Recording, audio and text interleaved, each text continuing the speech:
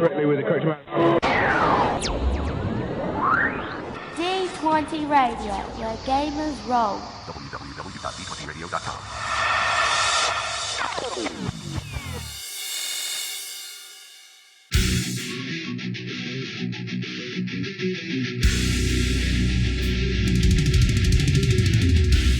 Welcome to Me and Steve Talk RPGs, a podcast where me and my friend Steve try and help you get the most out of your role-playing game experience.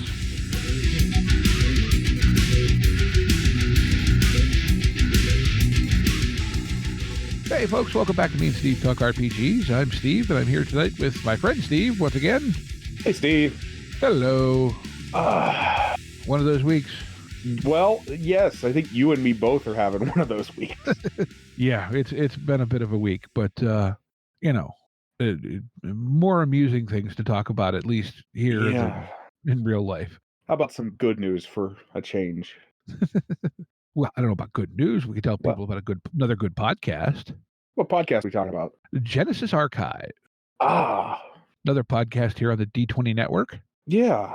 Cool stuff comes out of the Genesis Archive. Yeah, we had their GM Jonathan on quite a while back, I think, talking about some of his world building and stuff for a campaign setting they're still playing in, which is one they call The Unseen World, which is kind of a urban fantasy thing with a lot of mythological influences and stuff, but folklore inspired urban fantasy Las Vegas setting.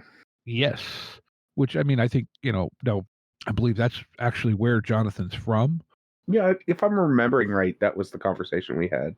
So he's actually familiar with it, and I've always said, that to me was the brilliance of the original CSI is they set it in Las Vegas, where damn near anything can happen. Sorry, my hair's getting in my eyeballs. That's why I wear a hat. Yep. But yeah, I mean, it's Vegas, so anything is kind of fair game. Yeah. I think it's a really cool setting, and I've fallen out, I think both me and you are a little bit behind on listening to podcasts, but definitely one to get a listen to. So yeah, it is very good, very well done. Yeah, I'm behind because they changed their headphone policy at work, and listening to podcasts not on headphones in a manufacturing environment gets a little weird. I'm behind because I haven't been listening to a lot of podcasts. Yeah, I've been mostly music recently. I need a little change up. Gone back to some music too, but all right. So what are we going to talk about tonight? Well, you had brought up a topic. You were at a local game store, shout out Retrograde Collectibles, and having a conversation there about Cyberpunk Red being adversarial. Well, sort of. So, as game shop conversations tend to do, it was kind of wandering about and was talking with actually one of the people that works there, and they were saying, they had tried to run a little campaign of Red, and he just observed that he felt like the system wants to be run a little more adversarial than is, what do you want to say, commonly accepted nowadays? Yeah, I guess if you we talked about adversarial games and GMing a little while ago, but I guess to the flip side, to the inverse of, because we sort of talked about how not to do it. Let's talk about how to do it properly. Yeah, well, and look, let's be clear. Both of us are fans of 2020 and Cyberpunk Red, and 2020 very much was an adversarial GM game. It was written that way. The GM's book for 2020 is called "Listen Up, You Primitive Screwheads," it is very much meant to be you throwing obstacles at the players to thwart them from completing a task that you give them. Right. But I think when most people hear adversarial GM, they think the GM is trying to kill my character. Yeah, and that's not quite always the case. And even in Red's case, that's not always the case. Right. And I think and trying to get inside Mike Pondsmith's head, or whoever the exact individual was that wrote the GM's book. I think Mike was maybe an editor on it, but without, pulling up the file and looking at it, I can't tell you for sure. I think the other thing is, Mike, his kind of catchphrase is, "I'm the guy who killed your cyberpunk character." So I think that, if nothing else, gives you a little insight onto how the creator thought the game was supposed to run. Oh yeah. Oh yeah.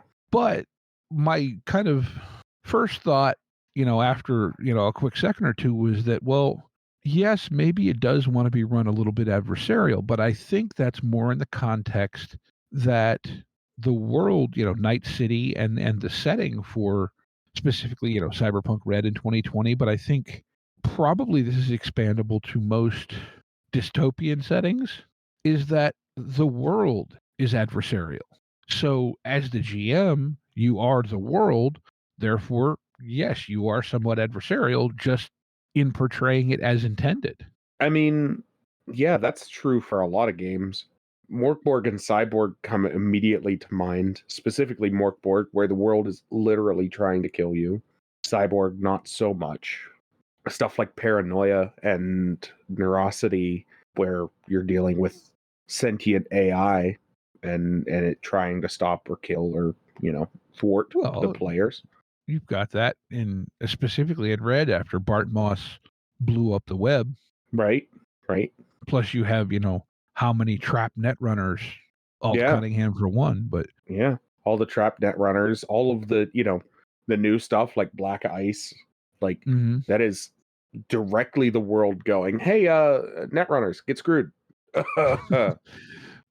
but and that's a pretty, I mean, not to divert too much, but that's a pretty common in cyberpunk media, and then also a lot of other media. That's a pretty common trope for the drama of the world, right? I think back to when I listened to Neuromancer, and like all of that world, which Neuromancer is to a lot of people the cyberpunk book. That entire world was devoted to killing its characters or maiming them and severely injuring them in some way. I think that's sort of built into the cyberpunk aesthetic and story.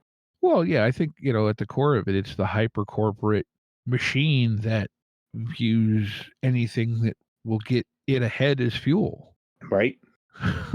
To be consumed. I mean, so, and I guess, part of me in saying that goes, well, then why do I like playing that? But I do. I think it's a little mixture of the difficulty that is combat in that game, and then also the really interesting stories you can tell with that system. Even though there doesn't always have to be combat, but in games where there is combat, having good adversarial combat is great.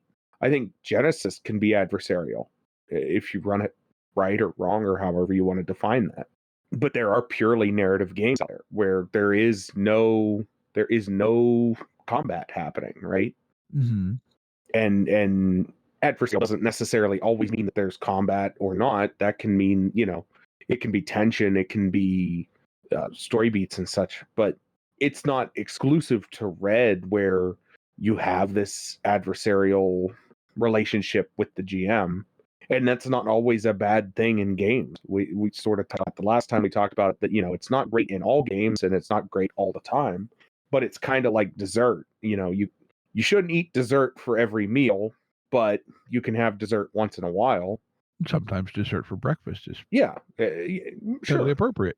Yeah, but it's the everything in moderation, and I think that's a big thing with being adversarial with your players or in a world, and making sure that you're not. Another thing that's important when you're running adversarial games is making sure that you understand the difference between in-game and personal. Because I played in a game one time where some personal drama came into stuff, and the GM got way more adversarial than the game needed to be, and it's like you needed to separate from the game. And sometimes that's not possible. That's just it's just the truth. Well, and I think actually you kind of hit on a point somewhere in there that there's a lot more to, shall we say, properly adversarial GMing than combat. Yes. And dare I say, I think properly, quote unquote, adversarial GMing doesn't rely on combat to do it. No, you don't. I don't Combat think is a tool, but combat is a tool. I think is the right way to say that. you know, Yeah. another world that is very adversarial is Slay Industries. Oh yeah. Oh Like, yeah. and some of it, I mean, it's not even hidden. I mean, you have a bullet tax for crying out loud. Right. Right. But there are worlds that are inherently adversarial that aren't even, we've talked a lot on sci-fi and cyberpunk and that type of thing. And then, there are closer to reality worlds that are adversarial in, like, let's say Delta Green, right? Delta Green is very much like you versus the world and not exposing the truth, not exposing what terrible reality lies. Well, I think And in my mind, as a, what do they call you? You're not a keeper in that game. You're a handler. That's it. As a handler in that game, you're imposing different riddles, different puzzles, different pieces for the players to put together what may lie. What's going on here, and some of the X-Files journey around that is making the world adversarial to you finding out what's going on. Well, and I think specifically when you get into that with, the Eldritch horror element and everything, it's also that, I mean, some of this stuff, so to speak, isn't meant to be figured out by the world. Right. You know what I mean? Like you're pushing at edges of reality in a lot of cases with Delta Green and Call of Cthulhu. Right. It may be stuff there is no logical explanation for. And now I wonder too, are we in this case in the games we're saying where this is kind of appropriate? Are these games that are primarily designed to not have a happy ending? No, I don't think always. I think Dungeons and Dragons can be adversarial in the same sort of idea. Mm-hmm. And that's a game that's designed to have a happy ending at the end of the day. Mm-hmm. You're supposed to get, ideally in Dungeons and Dragons, you reach level cap, you stop having to adventure, and you settle down and live your life as a, basically nigh omnipotent god, but that's neither here nor there. I don't think it's necessarily mutually exclusive to games that have this downer ending or the implication of a downer ending. Mm-hmm.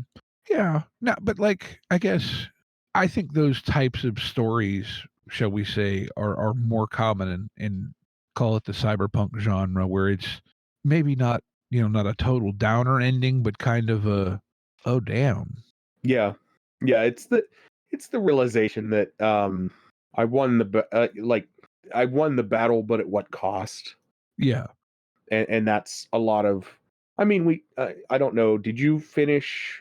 Minor spoilers for Cyberpunk Edge Runners. Did you happen to finish Edge Runners yet? No, I've actually gotten through like the first episode. Oh, okay. Edge Runners kind of ends where everybody's sitting around going, "Well, I won, but at what cost?" Well, I mean, so like Four Brothers. Yep. As opposed to Gone in 60 Seconds. Yeah, Gone in 60 Seconds is such a funny ending to that movie. It is, and I mean it works. I love that movie. I'm sorry. Do too. I'm gonna go off on a little tangent. I freaking love that movie.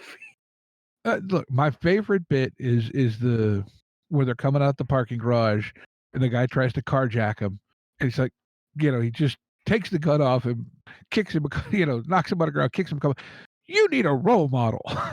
My favorite bit is when they're coming out the garage and it's they're in the Humvee. Oh, with Sphinx and what's his name? I can't even. What do they call him? Mirror Man? I think so. But they're in the parking garage with this Humvee, and the one guy is absolutely terrified of snakes, and there's a giant like ball python in there. And he's losing his mind, and they're like running over cop cars and like smashing their way out of this garage. And I'm like, this is hilarious. I always remember that to that day. Sphinx just picks it up and tosses it onto the cop cars. They drive out. Oh, that's such a good movie. It is. That's where I told you this. That's where I got my online handle. That's where Hey Freb came Yes. from. Yeah, because somebody's name is Freb, and like he's the best pizza getter, and it's like okay, so that's what my dad started calling me.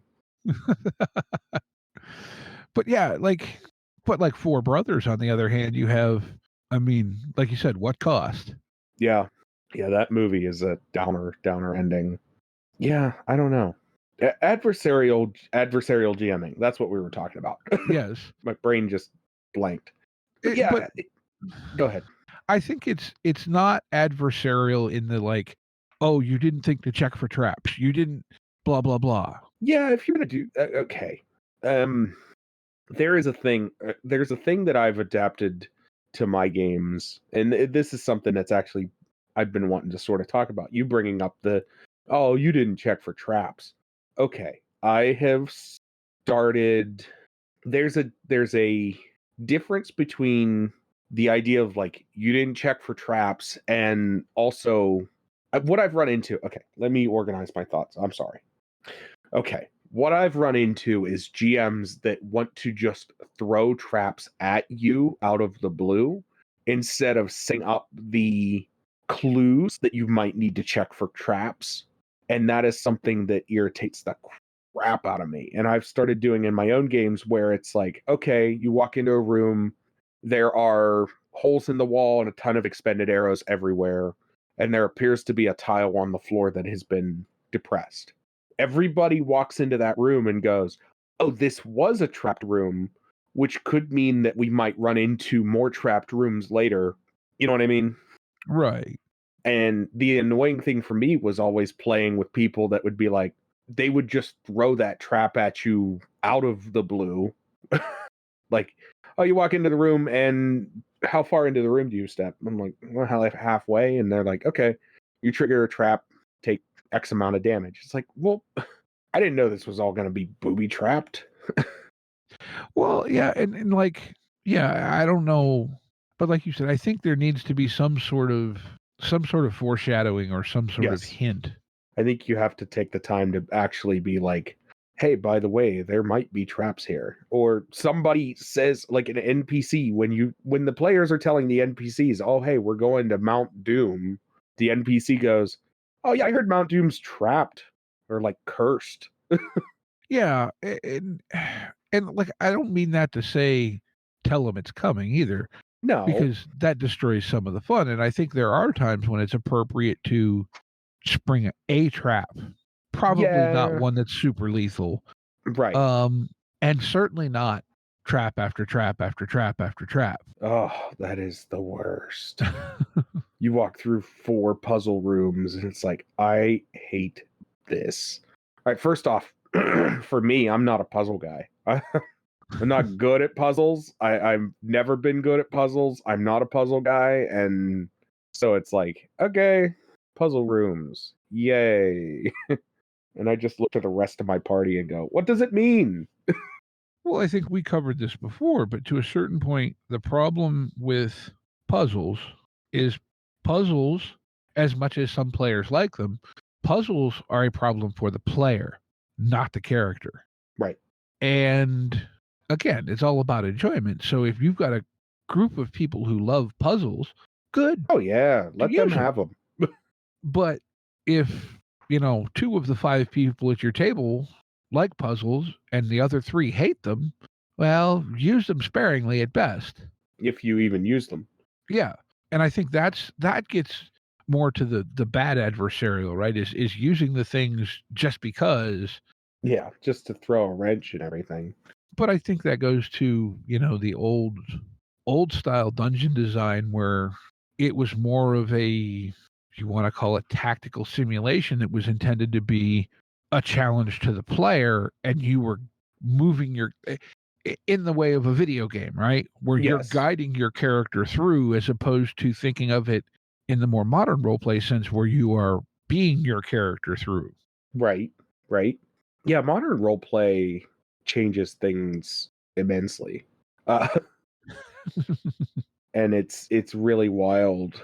We sort of had a conversation about that on our Discord today, about how role play has changed and OSR stuff. And yeah, we may revisit that for a show topic here at some point too, just because there's a lot of points to be made, and Well, there's a lot of nuance in that conversation that's hard to Yeah. get across in text as well. That's why I just straight up didn't. I wasn't like, I'm not commenting on this because I like OSR games and I don't want to put my foot in my mouth. yeah, I've got a lot of thoughts there, but I'll try and save them. Yeah, no, save your thoughts. But like the adversarial thing, I think just it's different though. Making the world a pain to live in, where you're constantly scrambling to make sure you have money to pay the rent or, to buy the The equipment you need. Actual mundane stuff is annoying in a lot of ways. Yes. Because, well, and again, we've talked about, I come to RPGs to escape that stuff. And so I don't want to sit down and play a game where I have to like figure out how am I going to pay my rent for tonight. Like, I don't want to sit down and do that in a game most of the Right. time. Like, I'm more so shooting for how am I going to save the world today. Fair. But I think like, and when I say that though, I mean it more in like that your character knows, well, this job's going to suck, but I have to do it because not that I Right. need the $47.53, but because I need to pay to make it to next Tuesday to take another job that I really don't want to have to, but it beats not having anywhere to sleep. Right. Yeah, that's a little different. I think that's fun stuff. I've really come around on, I don't know. I've really come around on big grandiose games anymore. We talked with them about Exalted, and that was interesting. I think that's a really cool game. I love how massive it is, even though that's completely daunting. Yes. Like, I love how everything is earth-shattering. And I think that's really fun. We don't play with that a lot.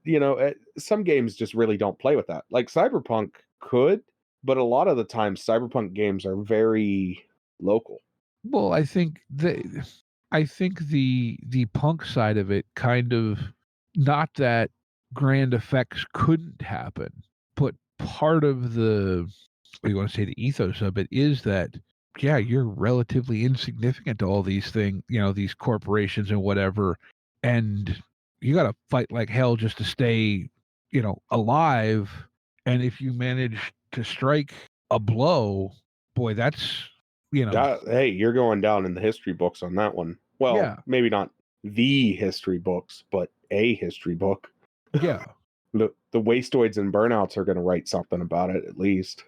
Yeah, you may become just a street legend, but you're a street you're legend. still a legend. Yes, exactly. Well, it's kind of like the intro to Hackers, right? You ever see the movie Hackers? If I have, it's been a long time. Okay. Hackers starts off with this kid doing a righteous hack, which is how they describe it. They tell you what he does. It's all mumbo jumbo. It's all scratch that and reverse it. It's all just in-universe talk. And he becomes this street legend, and like the climax of the movie revolves around him having to tell his new friends that he is Zero Cool. Like, oh no, I was the guy that did this thing. And they're all like, no, you weren't. Like, no, you weren't. You weren't that guy. If you haven't watched Hackers, I recommend it. It's if you haven't watched it in a while, give it a rewatch because it'll get you wanting to play something cyberpunk.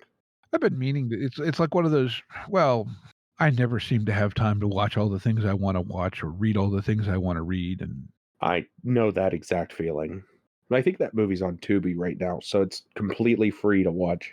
Other than you have to have commercials, but Tubi or Freevee or one of those, you know what I mean, one of those free apps. Yeah, that's a great movie. But anyways, yeah, the local legend stuff's really cool. And I think, like, to a certain point, I think that's, to me, the driving force for a cyberpunk character is that they want to be remembered. Yeah.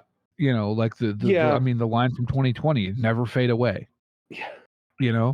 Or better to burn out than fade away, or however, I think it's both, but I think it's both. I think it's better to burn out than fade away, which is what song is that lyric? Is that one of the in-universe songs? I thought it was an out of universe song. Or am I thinking, what's the Neil Young lyric? Maybe that's a Neil Young lyric. Yeah, I think that's a Neil Young lyric. Yeah, it's Into the Black. That's a Neil Young lyric. Okay, but still, I'm surprised Neil Young is a cyberpunk reference, but okay. It fits. It fits so well. But I think so. Like I said, this all just came from like I said, them saying, that the game wants to be GM'd adversarially, and I think yes, but only in the service of portraying the world. Yes. Yeah, I agree. Yeah, it's not wanting to be run adversarially just to screw your players over. No. It is like you said, in service of doing that world justice. And I think this is where I think as a player in a game like that, part of it, and maybe this for me, maybe this hits on some of it, is I like the challenge of trying to think ahead of the next step of the way the world is going to screw with me. Mm-hmm. Mm-hmm. Like trying to kind of be ready for it, so to speak. Right. Because unlike the real world where you try to do that and it really hurts when it doesn't work, there you're just like, oh, haha, okay. Yeah. Oh man, I gotta make a new character. Session's over. I can deal with it next week. Yeah. Unlike in real life where like, oh yeah, shit. That's part of the fun of tabletop RPGs in general, though, is that like just the pure escapism of it all. Yeah, and I guess maybe a case of we're effectively we're seeking out problems in make believe, because then we get to experience the relief of not having to worry about it till the next session. Maybe sometimes, but I think we're seeking out problems in make believe to answer questions that remain unanswered in real life. Oh, that too, I'm sure.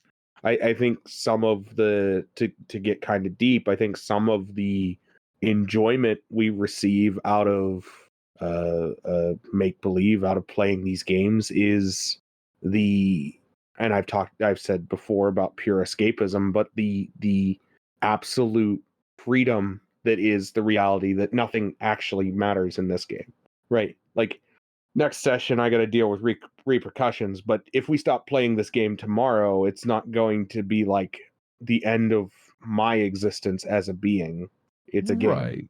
Well, and I guess maybe too, it gives you a chance to have that response that you don't dare to in your real life because of potential repercussions. Right. Yeah. You're never going to walk up to somebody and punch them in the face just to punch them in the face. But in a game like Cyberpunk, somebody talks sideways about you or your crew, and you will absolutely just pull a gun. Mm-hmm. It's some of that is like, Yeah, it's freeing. It blows off some of that frustration. Right. It's that escapism. Yeah, I really love these games, and I really like, adversarial or not, I still love Cyberpunk Red in 2020 and Cyborg and all of these wild cyberpunk games that are built around the world trying to screw you over. I mean, real life's always trying to screw you over, so yeah. But any more thoughts on this subject? I know we haven't been going on it for very long, but I maybe have a secondary smaller subject to talk about. I think we've kind of gone around this one a good bit. What do you got? Okay, so since we're talking cyberpunk games, let's go ahead and put something in this conversation here.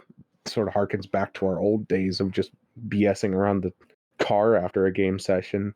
I saw you commented on something on Facebook, somebody asking for recommendations for cyberpunk music or music to put on their cyberpunk soundtrack.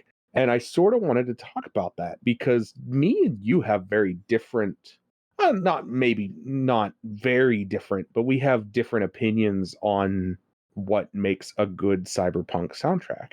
Somewhat. I think I've maybe blended towards where I think your opinions are more than some, or more than I was, but go ahead. So you lean more into the punk side of things, or you used to? Yeah, I still do. I enjoy, a lot of that, Dead Kennedys, Social Distortion, Ramones, Bad Religion. I don't disagree with you. I'm a little bit, when it comes to my choice in punk, I go a little bit less. I go more American in a lot of ways, but Mm-hmm. I'm also not a huge fan of the Dead Kennedys. I lean more towards stuff like Cannibal Corpse. But and then we've talked about, as far as like, yeah, you lean more towards you were leaning more towards the punk side. I lean into the cyber. I go either industrial or heavy EDM. So Like the bands, dark synthwave stuff. yeah, that dark synthwave The stuff. dark synthwave stuff is very good. It's fun, isn't it? Yeah, well, people but see, dark synthwave, you'll find, at least what I've dabbled around in finding out about the artist, is most of them are metalheads in their spare time. Oh yeah. So I'm just pulling up my Cyberpunk playlist. So right off the top, I have KMFDM, Perturbator, and Anthrax, which tells you pretty much where this is going to head. And then so Powerman 5000, Daft Punk and Glitch Mob, Nine Inch Nails, Gunship, which is a really interesting band. Major Lazer, Rammstein, Yeah, see, now Ministry. Ministry is a band that I think fits in every Cyberpunk soundtrack. I think I like Anthrax quite a bit. I don't know that I put them in the Cyberpunk soundtrack for me. See, I in my head, every time Anthrax comes up, I imagine it's like the scene where what's like the scene in Ace Ventura when he's in the club and Cannibal Corpse is playing. That's what always comes to my mind when Anthrax is in my Cyberpunk playlist. I'm like, I'm gonna have a like band club scene where the Rocker Boys are gonna be hanging out and they're gonna be doing some kind of Anthrax covers. Okay, in that regard, yeah, I can see that. See, for me, Perturbator, maybe some Fluke, Dope. Dope is great. Along the lines of Perturbator, and I believe they're actually friends. The artist that is Carpenter Brute. Yes, Carpenter Brute. Terminus, yep. Another one from that vein that I really like in the soundtrack is Laserhawk. Laserhawk. Oh, I haven't. Yes, so much Laserhawk. And now all of them are kind of, in some ways, very kind of retro-feely, which I think works well, because of the retrofuturism that's so prevalent in the cyberpunk genre. So there's a band that my boss turned me on to that I really enjoy, called Gulf Boulevard. Gulf Boulevard sounds like if you took Depeche Mode and Nine Inch Nails and mashed them together. They make really good industrial music with like emo lyrics that Depeche Mode would write. And it's really interesting music. They immediately got added to my Cyberpunk list because I was like, that is something that is like, it fits so well. Occasionally I'll go a little more straight electronic, like Fluke or Prodigy. Prodigy is a great ad. Anything off of the Hackers soundtrack, which we were just talking about Hackers, but yeah, that soundtrack is fantastic.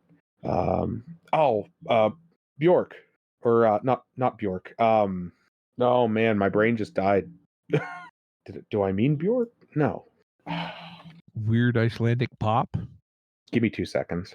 No, that's not what I mean. What am I thinking of? Keep talking. Okay. You talk. I'm gonna. I'll throw in some stuff from Rob Zombie / White Zombie. Yeah. Rob Zombie gets added in there quite a bit. I am also, just in my general listening tape, I love, there's 90s thrash, but I love that, like you said, for like a club scene, sure. Oh, what's another one? One of our listeners turned me on to is a band called Cell Dweller. I've listened to Cell Dweller. Yeah, they're dope. They're good. They're a little more rock, but they still have a lot of heavy synth, some Rammstein. Yeah, it varies, and I think the thing for me that's hard is I'll hear a track and go, "Oh, I would love to have this for this type of scene," Right. but I don't have the attention span / technological savvy to manage a playlist that way. Hmm. Without like some massive thing of notes, I would then have to take a break and look through, which kind of eliminates the point. Right. I just have my cyberpunk playlist, and yeah. Yeah, I had started working on building a new one actually. I need to add some more titles to my cyberpunk playlist, but Atari Teenage Riot. That's a band that I forgot about. Atari Teenage Riot goes on that list pretty easily. Now, somewhat just because we're talking about some sort of EDM synth stuff, and I Mhm. don't know that any of her work fits cyberpunk per se, but Lindsey Sterling is very interesting to listen to. Yeah, I enjoyed me some Lindsey Sterling. Maybe not as much as everybody else does. I liked Lindsey Sterling, and then I don't know. I felt like I heard too much, if And that makes any again, sense. for the right points in a game, someone that their music could be really cool is for any of our listeners who happen to be gearheads and have watched the YouTube channel Mighty Oh Car yeah, Mods. Moog. Moog is actually a recording artist and does all of the music in their videos. And some of his stuff is really neat. Yeah, I think what's Liam's band from Mud and Blood? Tainted. Tainted has some music that would fit cyberpunk in certain Yeah. scenes. Mm-hmm. Yeah, it's for me, I dial into, like I said, I go a little bit of punk and a lot of industrial dark synthwave, or even I've done games where I've used vaporwave. I think a game like, and I know I'll get some flack for saying this, but I think Shadow of the Beanstalk would work really well with some vaporwave. Vaporwave is a little bit lighter as a general genre of music. Mm-hmm. See, I But don't it could have the set a really good background tone. that a lot of people do with the card game to appreciate the world for maybe what it Yeah, is. I I don't have the background with the card game.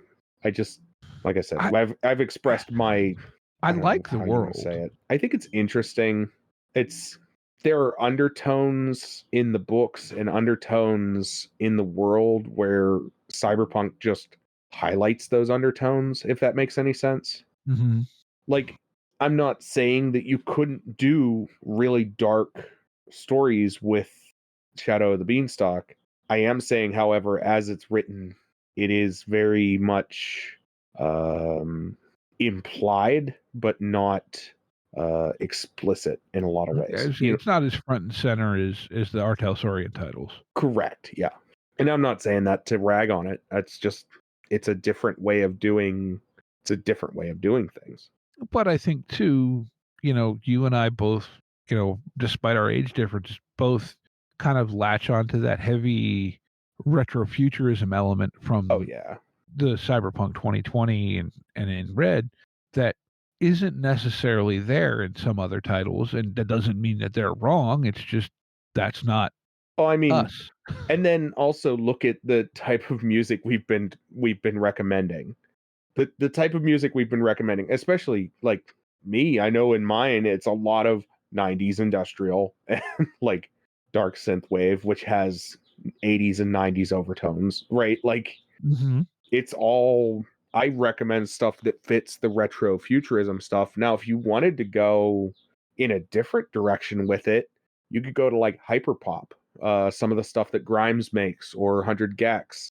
Really interesting music that would fit into Cyberpunk Red if you wanted to go and tell a different tonal story with that. Mm-hmm. I don't know how much hyperpop you've ever listened to. No, not much. Okay. It's I'm not the hugest fan of it, but I don't fault anybody that likes it, and I can get why people like it, if that makes any sense. I It I'll send you some at some point in the near future, okay. because it's weird music. I mean, no two ways about it. Even people like hyperpop say it's weird music. But yeah, you could go a little bit more I hope you can't hear that. Can you hear the peepers in the background? Just a little bit. Okay, good. We hatched two new chickens, and so they are currently in their brooder while I get the coop outside ready for them. But yeah, I think for us, we lean into the retro futurism stuff. I think you could, in theory, lean into, like, if you wanted to try and guess at what modern age would look like for Red, you could probably lean into that pretty easily. Yeah. I think you, like I said, you look at some of the hyperpop stuff, some of the modern EDM, modern, like, what the electronica scene looks like now, a lot of that stuff. What the punk scene looks like now, you could lean into that, because punk scene's interesting.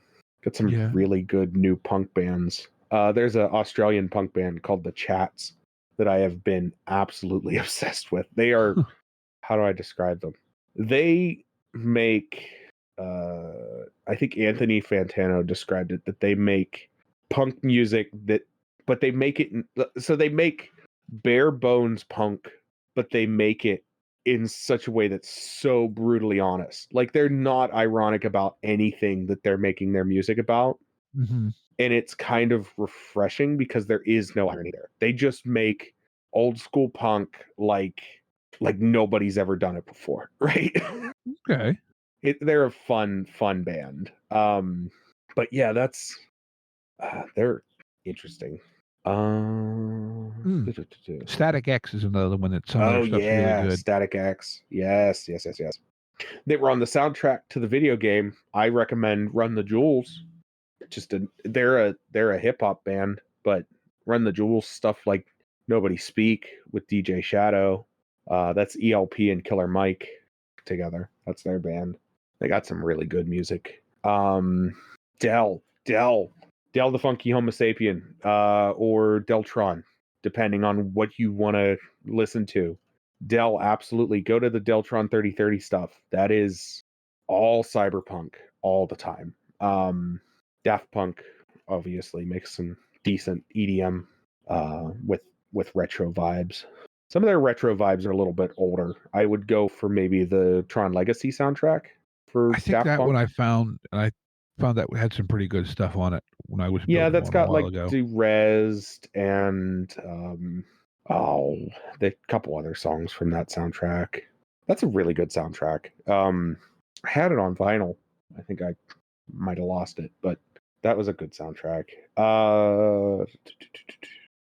Like I said, Deltron 3030. If you haven't listened, Deltron has been everywhere and simultaneously in the background of everything. Mm-hmm. What is that one band? Thundercat. Thundercat makes some pretty straightforward funk music that fits really well into cyberpunk in ways. Okay. It fits really well into cyberpunk in weird ways. I don't know how to describe. I don't know how to get across why it works, but it does. Yeah, just, what the thing with music in tabletop RPGs, and you've sort of talked about it, it's a pain to kind of coordinate music and tabletop RPGs, and I've been told that there are better ways of doing it. I just haven't gotten a chance to play with any of those yet. Mm-hmm. I would really like some of those tools that exist to manage music in tabletop RPGs. I would really like to put to a real strong test by grabbing a game that is based around music. I don't have any that come to mind immediately, but something that would be, music based, I think could be really interesting. Mm-hmm. And any final thoughts before we move into the next? There's also Billy Idol's album titled Cyberpunk, which isn't bad. No. I'm just scrolling through. I finally got it to come up. I've got stuff like the Propeller Heads, Offspring, Black Flag, Glitch Mob, KMFDM. Yeah, KMFDM every day. Stuff that I apparently found while listening to random channels and went, oh, this sounds cool. I'll add it, and I've never heard of them since. Um, song by someone band called the Sonic Foundry, Sonik. Just lots of neat stuff. Yeah, so my boss currently makes one of his other endeavors is he makes pretty heavy industrial metal, if you want to call it metal. It's pretty cool stuff. He makes some interesting music, but I don't know that it fits more into cyborg than cyberpunk, if that makes any sense. Because it is so heavy, it's a little bit more because it is so heavy, it's a little bit more dense and would fit into cyborg, a world that feels a little grosser, feels a little denser than that type of stuff. So I think with all that being said, we go ahead and move into Game of the Week. All right. Game of the Week. Woohoo! Game of the Week. Game of the Week. All right. You go first or am I? You can go first. Okay. So my game of the week this week is when I actually just kind of stumbled across this, and I wish I knew more about it, but the setting sounds really kind of fun. It's a game called Agents of Concordia, and it's actually published by Modiphius. It bills itself as a complete action mystery fantasy RPG. Says you take the role of an agent traveling between worlds, set in a 60s you never knew existed. Now, the cover art kind of has slightly Art Deco vibes to it. Okay. Can you link me? Yeah. Hang on. But it says yes. The rules of the game are easy to learn and support, a lot of stunts, high octane action, and dynamic character progression. It says multiple worlds, kind of a science fantasy setting. It says play as a 9-foot ogre investigator or a 3-foot marmosetti locksmith. You use mysticism and rituals as well as guns and lab equipment. You travel by gate or by aether-fueled rocket car. This is cool. Yeah, like I like the sound of this. And it sounds like they have a advancement system that's based on what your character does, not which, makes some sense to me. Yeah. I'm kind of surprised. I mean, the PDF's $20. It's about almost 200 pages. But it sounds like a really interesting premise at the very least. Yeah, I would definitely look into playing this, throwing it down on a table or something. I think you could really... I try to do this type of story with my D&D games, so I love seeing a dedicated table RPG for this type of, I don't know what you want to call it, scientific magic. Fantasy noir, I think. Yeah, I guess. Yeah, that's cool, man. But yeah, it says it's story-driven rules... And it's Modiphius, so I would imagine the production values are pretty high. I'm sure the book is gorgeous. Like the cover just feels, well, here we go. Full-size preview. Yeah, the inside of the book is really nice. Yeah. Any final thoughts on that? Anything else you want to say about it? No, I think, it's definitely got kind of an Art Deco... Yes, it does. ...vibe. But okay, look, did you click the... preview? Yeah. Look at the image on the table of contents page. Oh yeah. Yeah. Gorgeous. Yeah. Yeah, it's so cool. I love the mix of art and magic and everything. Yeah. But all right. Yeah. So I have one, and since we were talking about games and music, Jeff Stormer, who is a pretty well-known name in the tabletop RPG community, I would say. Made a game. Oh, when was this published? Made a game for a game jam back in September of 2020 called Baby We Were Born to Run. So I don't know what your opinion of Bruce Springsteen is, but I enjoy some Springsteen on occasion. Yeah, that's a fair assessment. And so this is a 2-player tabletop RPG that requires a standard 52 card playing card deck. One person is a driver longing to escape the town. The other person is a passenger who wants to stay and make their stand. And now they're having their final argument before an ultimatum is made, and their fates are decided forevermore. It's about $8. It's a really interesting game that is to be played alongside the album from it says to play it between Thunder Road and Born to Run. So Okay. You want to Yeah, link me I- that just so I can find it again later? yeah. Easier? There you go. So I know a lot of his stuff is some stuff it's on drive-through, some of it's only on itch. Yeah, I found this. I found it on itch first, and then I went to drive through, and it's on drive through. So Okay. lucked out there. But yeah, it's a really, I don't know. I'm sure it's quality because, like I said, Jeff Stormer makes good games, Mm-hmm. and I don't know. Not that I'm absolutely in love with Bruce Springsteen, but I think that's probably Bruce Springsteen's best album. Well, I mean, the concept of the song is kind of identifiable, if nothing else. Yeah, You know, the regardless of what you think of the music itself. yeah. I think it's a, and I think that's an interesting story to tell through tabletop RPGs, and to make it a 2-player game is really cool. I think you could have a really deep conversation about life Yeah. playing a game like this, and Mm-hmm. yeah, I think that's a really neat idea. And when I stumbled across it, I was like, I really kind of like this. So Mm-hmm. for $8, I'm probably picking it up to at least play it with my. What the heck was the name of that Supers game he did? It's again played with a deck of cards, 2-player solo. Anyone can wear the mask. Yes. Yeah, anyone can wear the mask is what introduced me to Jeff Stormer. Actually, James D'Amato and the One Shot Network introduced me to Jeff Mhm. Stormer, and then I've sort of been keeping my eye. But like Big Fight Feel was great. I don't know what I have not seen. Mission Accomplished or Empty Orchestra, which are both games on drive-through. Okay. Mission Accomplished kind of sounds cool though too. I'm gonna keep that one. I'm just gonna save that one for myself. We'll Fair talk enough. about that on another day. Alrighty. Yeah, with all that being said, we want to thank everyone for listening. Remind you, Patreon, Discord, Facebook, Twitter. As always, links to everything are in the show notes. Thank you to all of those who already support us on Patreon. Yes, thank you to everyone who supports us on Patreon. Hopefully, new Patreon content coming soon. Mm-hmm. If not soon, eventually. I'm sorry. I know we've been sort of slacking off with it, but be getting you some new stuff eventually here as it draws to a close. And I'm sure he'll put some sort of public thank you. Anybody that bought Owen Casey Stevens stuff, the bundle is coming to an end. I don't know when. So by the time you hear this, it might be over. Mm-hmm. Yeah.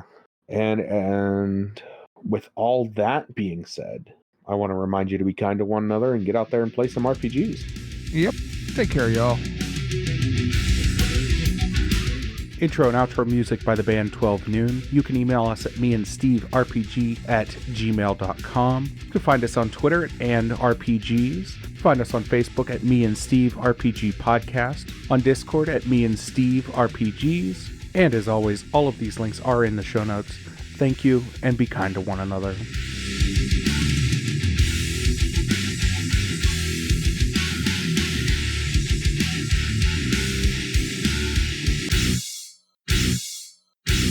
How much for the cigar? Cigar, $20, dog. You gotta go down the street to the store and buy that.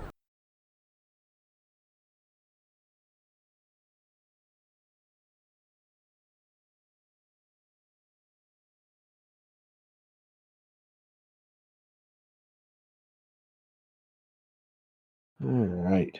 Roll credits. Hang on, let me get to the right window. Yes, it's all the way at the bottom where you can scroll to it easily, Steve. Stop being a moron.